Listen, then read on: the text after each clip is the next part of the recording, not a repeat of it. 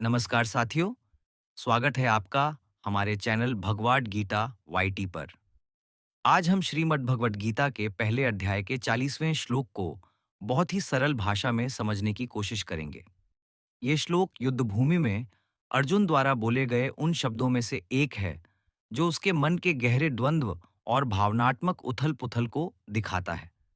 अर्जुन युद्ध नहीं करना चाहता क्योंकि वह देख रहा है कि युद्ध से केवल विनाश ही नहीं, बल्कि समाज और संस्कारों की जड़ें भी हिल जाएंगी। इस श्लोक में कहा गया है, कुलक्षये प्रणश्यन्ति कुलधर्मा सनातना धर्मे नष्टे कुलम कृत्स्नम धर्मो विभवत्युत। इसका सरल अर्थ है, जब किसी कुल यानी परिवार का नाश हो जाता है, तो उस कुल के जो सदियों से चले आ रहे धर्म, परंपराएं और संस्कार हैं, वे भी नष्ट हो जाते हैं। और जब धर्म नष्ट हो जाता है, तो पूरे परिवार पर अधर्म का प्रभाव छा जाता है। जब अर्जुन श्री कृष्ण से कहते हैं, हे जनार्दन, यदि हम युद्ध में अपने ही परिवारों को नष्ट कर देंगे, तो उससे केवल शरीर ही नहीं मरेंगे, बल्कि वह आधार भी समाप्त हो जाएगा, जिस पर हमारा पूरा सामाजिक ताना बाना खड़ा है। तो यहाँ वह केवल मृत्यु की बात नहीं कर रहे हैं, वह उस संस्कृति, उस पहचान और उस मूल भावना की बात कर रहे हैं, जो हर कुल, हर घर, हर वंश में जीवित रहती है। अर्जुन का दर्द यह है कि युद्ध जीतने का क्या लाभ, अगर उस जीत में अपनों की चीखें हों, बर्बादी हो, और वो मूल्य जो एक सभ्य समाज को परिभाषित करते हैं, वो नष्ट हो जाएं। हर परिवार सिर्फ लोगों का समूह नहीं होता, वह एक जीवन शैली की पाठशाला होता है। वहाँ बच्चों को सिर्फ खाना और पहनना नहीं सिखाया जाता, वहाँ उन्हें संस्कार मिलते हैं। माँ जब भगवान की पूजा करती है, पिता जब ईमानदारी से मेहनत करते हैं, दादी जब कहानियों में नैतिकता की शिक्षा देती है, ये सब मिलकर उस कुलधर्म को जीवित रखते हैं जिसका जिक्र अर्जुन कर रहे हैं।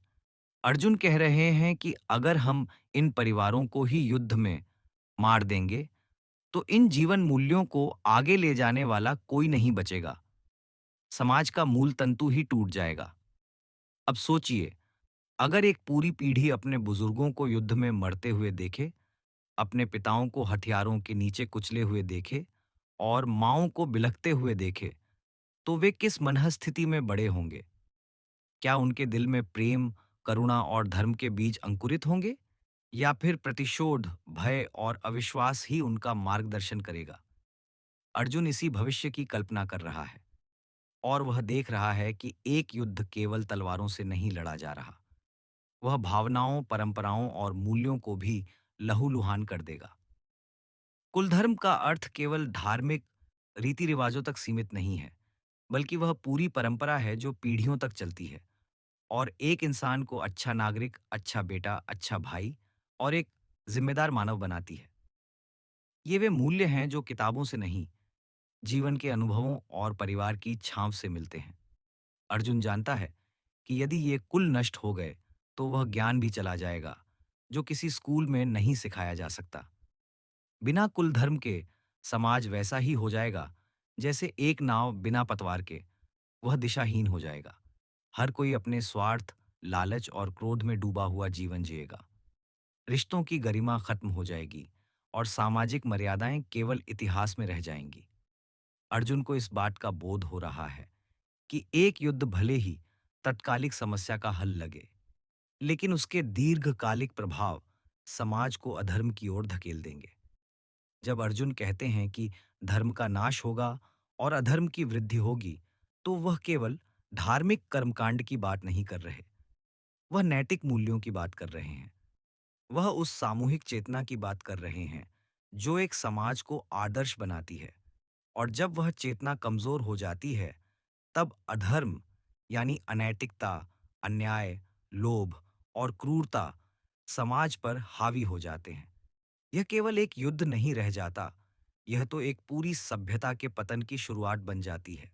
अर्जुन इस सबको अपने मन की आंखों से देख रहे हैं। युद्ध के पहले ही वह हार की नहीं, बल्कि उस जीत की कल्पना कर रहे हैं जिसमें कुछ भी पवित्र शेष नहीं रहेगा। वह नहीं चाहते कि उनकी विजय की गाथा उस भूमि पर गूंजे जहां संस्कारों की राख उड़ रही हो और पीढ़ियां अपने मार्गदर्शक मूल्यों से वंचित होकर दिशाहीन जीवन जी रही हों। इसलिए अर्जुन श्री कृष्ण से कह रहे हैं कि वे इस युद्ध में नहीं लड़ सकते, क्योंकि उन्हें जीत नहीं, धर्म चाहिए।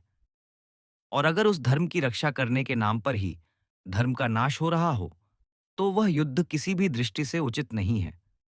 अर्जुन की यह पीड़ा हमें सोचने पर मजबूर करती है कि जीवन में हर लड़ाई जीतने लायक नहीं होती। कुछ लड़ाइयां भले ही वे सही लगें, उनका परिणाम बहुत कुछ छीन सकता है। अगर हम इसे आज के समय से जोड़ें, तो बहुत कुछ समझ में आता है। आज जब परिवार टूट रहे हैं, जब बच्चे अपने बड़ों से दूर हो रहे हैं, जब परंपराएं केवल त्योहारों तक सिमट गई हैं, तब समाज में नैतिकता की कमी क्यों हो रही है?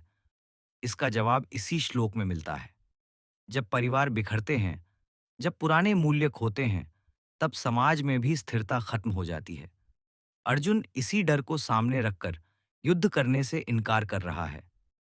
यह श्लोक हमें सिखाता है कि केवल बाहरी जीत महत्वपूर्ण नहीं है, बल्कि हमें अपने मूल्यों, संस्कारों और संस्कृति की भी रक्षा करनी चाहिए।